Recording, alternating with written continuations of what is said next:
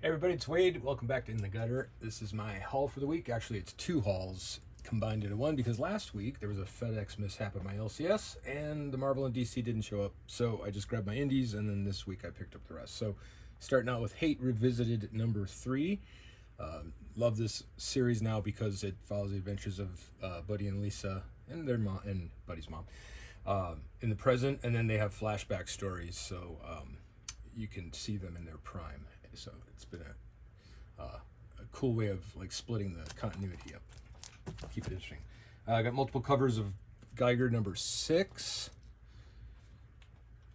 and number 6 and number 6. Probably one of my favorite series right now. The quality of this is amazing. Jeff Johns writing, of course, Gary Frank's artwork, and just the actual presentation of the books, the quality of the covers and the paper, just everything from Ghost Machine is really clicking for me. We got part 9 of 11 of Hellblazer Dead in America.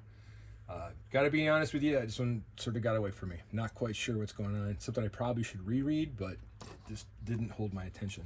And what I believe is the first Dazzler comic I've ever read. Going back, I probably read the X-Men with her in it, but I did not read the Dazzler series. Anyways, a great Terry Dodson cover. Lou and Lou, how do you pronounce this? Lauriero artwork. If you like girl bands, this is your jam. Avengers Annual 1, part of the Infinity Watch, which features Thanos, the Avengers. I read these out of order, unfortunately, because all the annuals go in order. I should have checked the checklist or something, but I'm not that smart.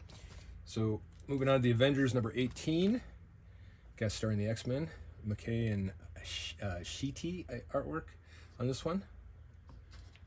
And then part of that Infinity Watch was the Spider-Boy annual number 1. And then the anthology Batman Brave and the Bold. Kind of a mixed bag. It's got some pretty artsy stuff in there, and they take some chances. There's some short stories.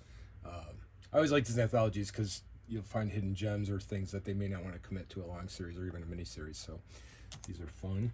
And then Mark Waid and Gutierrez with a Dan Mora cover on Batman Superman World Finest number 31, the regular version, and then the homage cover cardstock variant by Dave Johnson. And then continuing with Oni Press's EC imprint Epitaphs from the Abyss number 3. Again, sort of classic styled horror stories in the EC format. It's a lot of fun, especially if you missed out on the originals, as most of us have. Continuing with the Spider-Verse, we have Spider Society number 2, just chock full of Spidey characters. It's just super interesting to me. And then on the darker side, Spider-Man Black Suit and Blood. Greg Weisman writes a story in here where I think Spider-Man kills someone, if I understood the story correctly. So, like I said, it's a little dark. And then the new Wolverine Revenge series with Hickman and Capullo. Number 2 came out. Good stuff. And then lastly, The Amazing Spider-Man, which has been really good with the Tombstone story. Number 58, Jeb Wells and John Romita Jr. This one's kind of interesting because it comes out twice a month, and Romita's got this like deadline style where he does really large panels. It's pretty simple storytelling, but a lot of times there's only like 5 or 6 panels on a page, and the dialogue's fairly limited.